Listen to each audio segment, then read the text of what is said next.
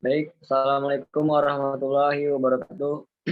Di sini kami dari kelompok 1 akan mempresentasikan hasil diskusi kami dari mata kuliah teknologi lemak dan minyak tentang sifat fisik lemak dan minyak. Baiklah, sebelum masuk pada pembahasan materi, izinkan saya memperkenalkan nama-nama anggota kelompok kami. Yang pertama ada Angkisman, kedua ada saya sendiri Bisma Pancawinata, yang ketiga ada Eko Adityo, yang keempat ada Elsa Rila Siregar, yang kelima ada Marintan Purba, yang keenam ada Mega Jessiska, yang ketujuh ada Muhammad Ridho Pratama, yang kedelapan ada Nurlidia Ayu, yang kesembilan ada Ricci Firman, yang ke-10 ada Siti Suryani, dan yang ke-11 ada Sonia Handayani. Baik, untuk masuk pada pembahasan yang pertama, untuk slide pertama akan dibacakan oleh Nurlidia Ayu. Pada Nurlidia dipersilahkan. Baiklah, terima kasih kepada moderator. Sifat fisik pada minyak dan lemak terdiri dari yang pertama ada viskositas, yang kedua smoke point, yang ketiga bobot jenis, yang keempat flash point, yang kelima kelarutan, yang keenam oilness, yang ketujuh titik leleh, 8 warna, selanjutnya titik didih, fire point, dan indeks bias. 1. Viskositas. Keengganan minyak untuk mengalir layaknya air pada umumnya. Viskositas. Secara garis besar, pengertian viskositas adalah sifat fluida yang diberikannya tahanan tegangan geser oleh fluida tersebut. Viskositas menggambarkan penolakan dalam fluida kepada aliran dan dapat dipikir sebagai sebuah cara untuk mengukur gesekan fluida. Gaya tarik-menarik antar molekul yang besar dalam cairan menghasilkan viskositas yang tinggi. Koefisien viskositas didefinisikan sebagai hambatan pada aliran cairan. Gas juga memiliki viskositas, tetapi nilainya sangat kecil. Kenapa viskositas penting untuk minyak? Menentukan kualitas minyak atau lemak dan tingkat kerusakan minyak atau lemak. Penurunan viskositas pada minyak atau lemak dapat menyebabkan gesekan antar permukaan yang membuatnya cepat keausan dan tidak baik untuk digunakan lagi. Untuk menentukan arah pemanfaatannya dan treatment yang akan digunakan. Viskositas yang tinggi cocok digunakan untuk pemanfaatan pelumas mesin supaya minyak tidak menyebabkan keausan pada mesin.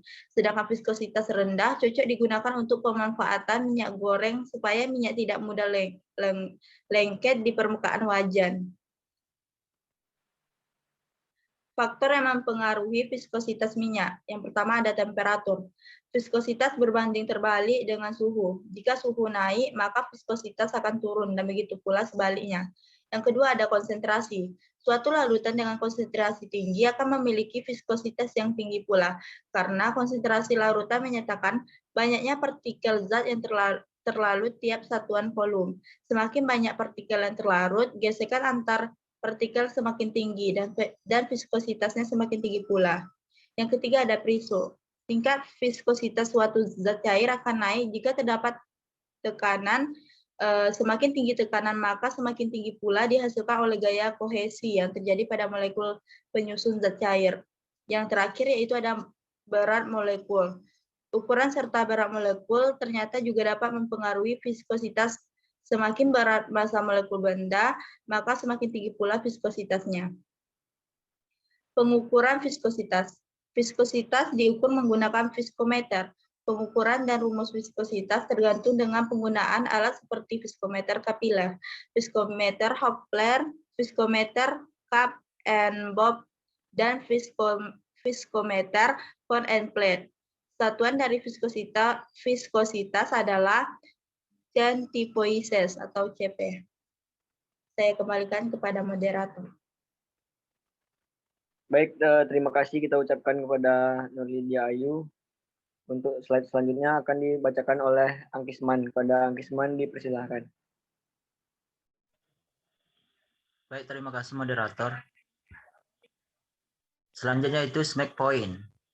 Snack point atau suhu pemanasan yang dapat menyebabkan pemanasan tersebut menimbulkan asap. Snack point konsentrasi senyawa volatil dalam minyak mencakup air, asam lemak bebas, dan produk hasil degradasi oksidasi. Temperatur yang menyebabkan minyak terdekomposisi tidak termasuk titik asap. Lebih tinggi dari titik asap akan menuju ke titik nyala di mana uap dari minyak akan bercampur dengan udara dan membentuk api. Titik asap dari satu jenis minyak banyak bervariasi tergantung asal bahan dan derajat kemurniannya. Titik asap cenderung meningkat ketika kadar asam lemak bebas berkurang dan derajat kemurnian bertambah. Pemanasan melewati smack point. Ketika minyak dipanaskan dengan suhu tinggi, maka yang lemak yang ada di dalamnya akan teroksidasi, terpecah menjadi gliserol dan asam lemak bebas. Ketika suhu melebihi smack point, gliserol tersebut berubah menjadi kloroin, yang merupakan komponen asap dan yang mengakibatkan iritasi pada mata dan tenggorokan. Sedangkan asam lemak bebas selanjutnya berubah menjadi lemak trans yang jika masuk ke dalam tubuh akan mengendap di dinding pembuluh darah. Asap yang muncul dari pemanasan minyak ini menandakan bahwa telah terjadi penurunan zat gizi yang ada di dalam minyak maupun makanan yang dimasak di dalam. Berbagai jenis vitamin rentan rusak jika dimasak dengan pemanasan bersuhu tinggi. Vitamin biasanya rusak jika dipanaskan pada suhu 70 hingga 90 derajat Celcius. Vitamin E akan hilang bersamaan dengan proses oksidasi yang terjadi ketika minyak dipanaskan. Selain itu, vitamin A yang dimasak dengan suhu tinggi juga akan menghancurkan beta-karotin yang merupakan pembentuk dari vitamin A. Kadar penurunan kadar vitamin A dalam makanan dalam proses penggorengan yaitu mencapai 24%. Saya kembalikan ke moderator. Baik, saya ucapkan terima kasih kepada Angkisman. Untuk slide selanjutnya akan dibacakan oleh Mega Jessica. Kepada Mega dipersilahkan. Terima kasih kepada moderator. Sifat yang ketiga ialah bobot jenis.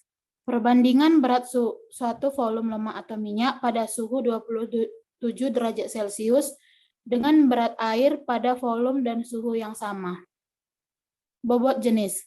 Nilai bobot jenis minyak ditentukan oleh komponen kimia yang terkandung di dalamnya. Semakin tinggi kadar fraksi berat, maka bobot jenis semakin tinggi. Digunakan untuk semua minyak dan lemak yang diencerkan. Tergantung pada berat molekul, ketidakjenuhan minyak atau lemak, dan temperatur. Perhitungan bobot jenis digunakan untuk menentukan kemurnian minyak dan kualitasnya. Bobot jenis dihitung menggunakan piknometer dan menggunakan rumus sebagai berikut. Bobot jenis minyak, buka kurung berat piknometer ditambah minyak dikurang dengan berat piknometer kosong per volume air. Prosedur perhitungan bobot jenis. Yang pertama itu membersihkan piknometer dan mengeringkannya, lalu diisi dengan air suling yang mendidih dan didinginkan pada suhu 20 derajat sampai 23 derajat Celcius. Yang kedua, lalu direndam dalam bak air bersuhu 25 derajat Celcius, kurang lebih 0,2 derajat Celcius, dan dibiarkan pada suhu konstan selama 30 menit. Yang ketiga, piknometer diangkat dan dikeringkan, lalu ditimbang. Bobot air adalah selisih bobot piknometer ditambah isi dikurangi dengan bobot piknometer kosong. Yang keempat, sampel disaring dengan kertas saring untuk membuang bahan asing atau fraksi air, lalu didinginkan sampai 20 derajat sampai 30 derajat Celcius. Yang terakhir, dimasukkan ke dalam piknometer, lalu direndam dalam bak mandi, atau sama dengan langkah kedua, dan ditimbang atau sama dengan langkah yang ketiga. Saya kembalikan kepada moderator.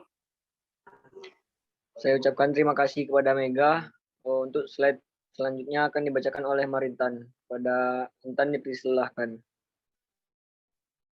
Baik, terima kasih kepada moderator. Selanjutnya adalah flash point. Temperatur terendah di mana campuran senyawa dengan udara pada tekanan normal dapat menyala setelah ada suatu inisiasi, misalnya dengan adanya percikan api.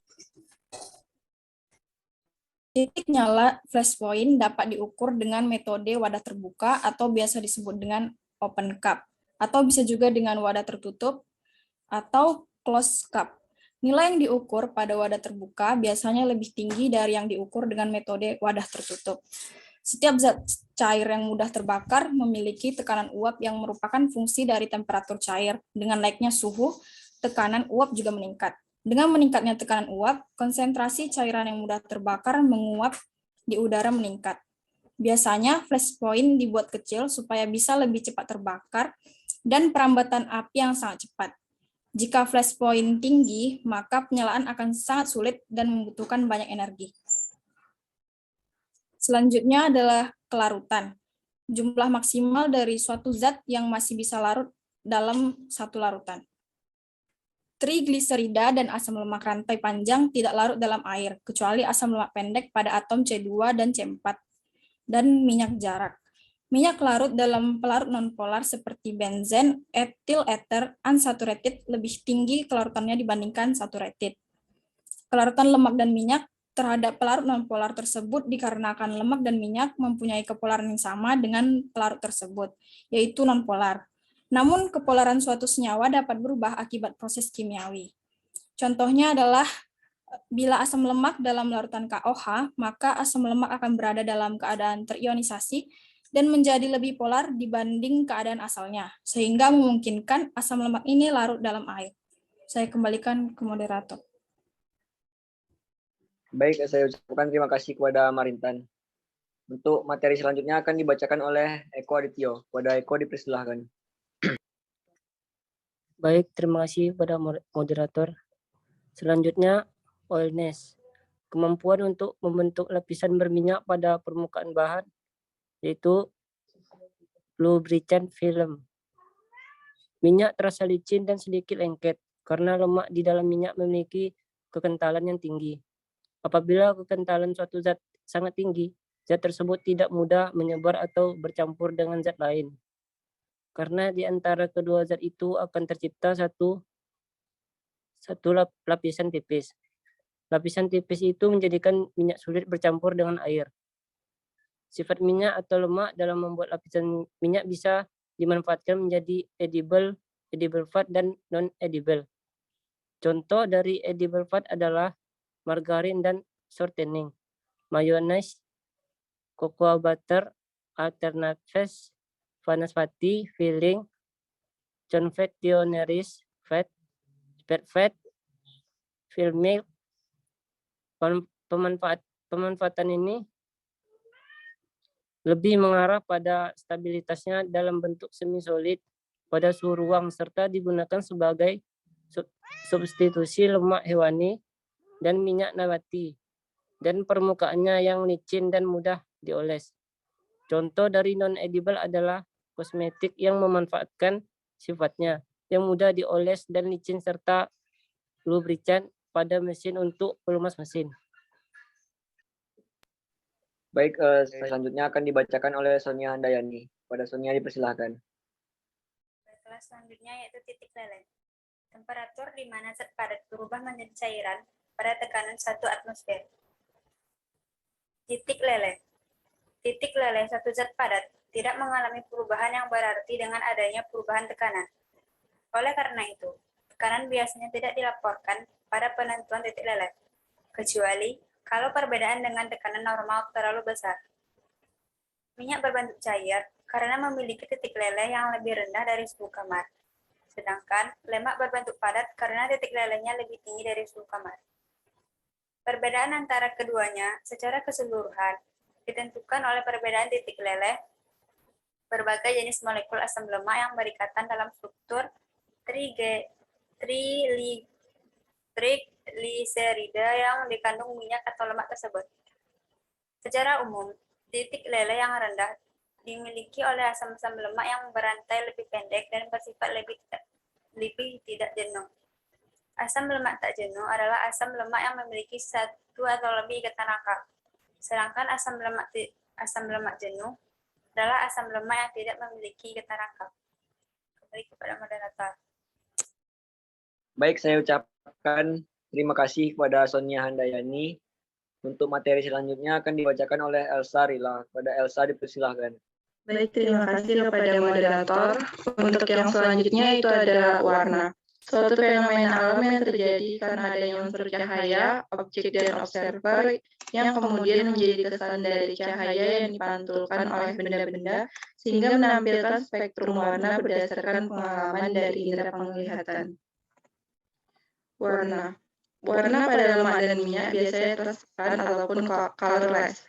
Zat warna yang ada pada minyak biasanya alfa dan beta karoten, xanthofil, klorofil, antosianin yang menyebabkan warna kuning, kuning kecoklatan, kehijauan, dan kemerahan. Pigmen warna merah jingga atau kuning disebabkan dari karotenoid. Hasil degradasi zat warna alamiah terdapat pada warna gelap yang dihasilkan dari oksidasi vitamin E. Warna coklat yang dihasilkan dari bahan busuk dan memar, dan warna kuning yang dihasilkan dari timbul akibat penyimpanan. Saya kembalikan ke moderator. Baik, saya ucapkan terima kasih kepada Elsa. Untuk materi selanjutnya akan dibacakan oleh Richie Firman. Pada Richie Firman dipersilahkan. 9, yaitu titik didih. Titik didih adalah temperatur saat tekanan uap cair sama dengan tekanan uap udara luar. Minyak dan lemak mempunyai titik didih dan titik asap tertentu. Ketika dipanaskan, titik asap biasanya sudah tercapai pada suhu yang jauh lebih rendah daripada titik didihnya. Sementara saat mencapai titik asap, asam lemak pada minyak mulai terpecah dan melepas radikal bebas yang bisa merusak sel-sel tubuh manusia. Minyak dan lemak yang baik memiliki titik asap yang tinggi sehingga lebih stabil ketika dipanaskan. Stabilitas minyak dan seberapa tinggi titik asapnya tergantung pada seberapa rekat kandungan asam lemak yang di dalam asam lemak yang di dalam minyak tersebut. Semakin rekat asam lemaknya, akan semakin sulit asam lemaknya terpecah saat dipanaskan. Titik didih juga dipengaruhi oleh panjangnya rantai atom C, berat molekul, dan tekanannya. Saya kembalikan kepada moderator. Saya ucapkan terima kasih kepada Richie Firman. Untuk slide selanjutnya akan dibacakan oleh Siti Suryani. Baik, selanjutnya fire point. Suhu terendah suatu bahan yang mengeluarkan uap atau gas akan tetap menyala dan terbakar setelah sumber panas dihilangkan. Selama bahan bakar dan oksigen pada lingkungan tersebut tersedia, maka minyak dan lemak yang sudah melewati titik api dan terbakar api akan terus menyala. Titik api yang digunakan untuk menganalisa risiko dari kemampuan bahan untuk mendukung pembakaran. Nilai-nilai ini juga mempengaruhi bagaimana lemak atau minyak dikirimkan, disimpan, dan dibuang. Penentuan fire point ini sebagai kelanjutan dari flash point, di mana apabila contoh akan terbakar atau menyala kurang lebih 5 detik, maka lihat suhunya sebagai fire point.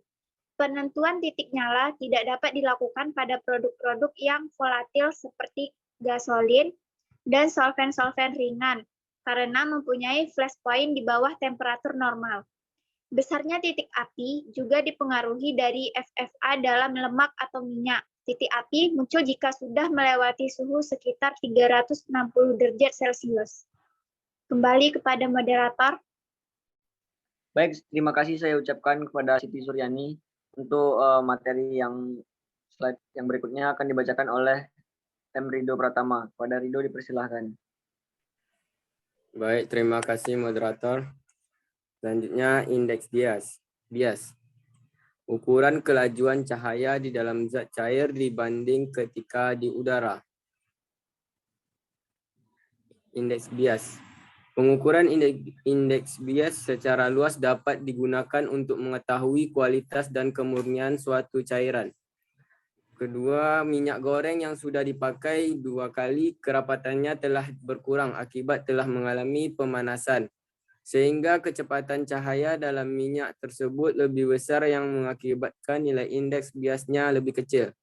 Yang ketiga, Minyak goreng yang belum dipakai mempunyai nilai indeks bias yang paling besar karena minyak tersebut kerapatannya lebih besar, sehingga kecepatan cahaya pada minyak lebih kecil dan mengakibatkan nilai indeks biasnya lebih besar. Terakhir, indeks bias minyak atau lemak tergantung dari rantai atom C, ketidakjenuhan, berat molekul, temperatur. Saya kembalikan kepada moderator. Baik, saya ucapkan terima kasih kepada Rido pertama. Mungkin cukup sekian hasil pemaparan materi dari kelompok kami mengenai sifat fisik lemak dan minyak. Kami mohon maaf atas segala kekurangannya. Saya ucapkan Assalamualaikum warahmatullahi wabarakatuh.